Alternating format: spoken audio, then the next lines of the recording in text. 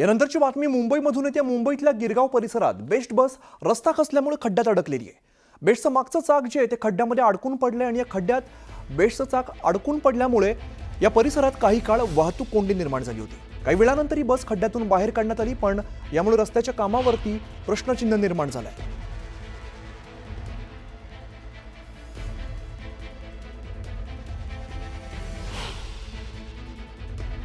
करण्यात या मेट्रोचं काम वारंवार इकडे तक्रारी करून सुद्धा इकडचा रस्ता एकदम खचलेला आहे। बऱ्याच वेळा त्यांना कंप्लेंट केलेला आहे, रस्त्याची चाळण झालेली आहे। इकडे अवजड वाहन उभी करू नयेत, वारंवार लोकप्रतिनिधी प्रत्येक पक्षाची लोक त्यांना वारंवार तक्रारी करून सुद्धा त्याच्यावर प्रशासनाची माणसं लक्ष देत नाही। हा गव्हर्नमेंटचा प्रकल्प असल्यामुळे त्याला जास्त आम्ही विरोध पण करू शकत नाही। त्याचबरोबर आमच्या रहिवाशांची इकडे जी बिल्डिंग उभारली जात आहे त्याला पण अडथळा नको म्हणून याच्यावर आम्ही जास्त त्यांना विरोध करत नाही। ये तो अभी रोड ऊपर से प्लेन दिख रहा था, जो अंदर क्या कैविटी है जो किसी से ऐसे आँख से देखने से मालूम नहीं पड़ेगा। जो ऑलरेडी बीएमसी की टीम को बुलाया हुआ है यहाँ पे मेंटेनेंस को, और वो सुबह अभी 8:45 तक जो है कुछ भी एकदम क्लियर था जो है यहाँ पे, बट वो बस पास होने से जो उसका टायर अंदर जो है 10 दिन पहिले भी इसमें कॅव्हिटी काय नेमकं झालं होतं, काय परिस्थिती? 10 दिवसापूर्वी ना इकडे पाणी हे होत होतं, कारण का ते मेट्रोचं आता ते काम चालू आहे मेट्रोचं, आणि यांचं तर ते समुद्राचं पाणी आहे ना ते खालून आतमध्ये शिरलं। त्यांची जी रिटर्निंग वॉल आहे त्या रिटर्निंग वॉलचा प्रॉब्लेम होता असं आम्ही त्या बीएमसीच्या अधिकाऱ्यांना विचारलं। ते बागवे असून दे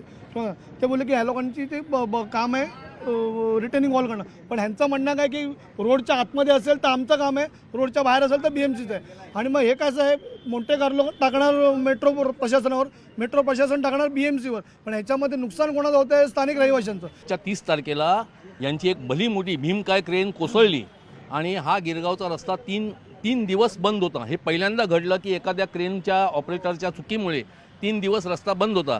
एवढे बेजबाबदारपणे वागणारे आम्ही गेले 6 महिने सातत्याने तक्रारी करतो।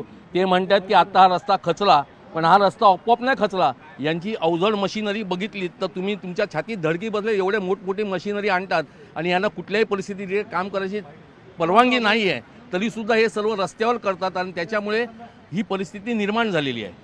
यांच्यावरती ना बीएमसी ना पोलीस ना वाहतूक पोलीस तर काळा चष्म्याच्या पाठी लपतात आणि त्यांना हे दिसतच नाही।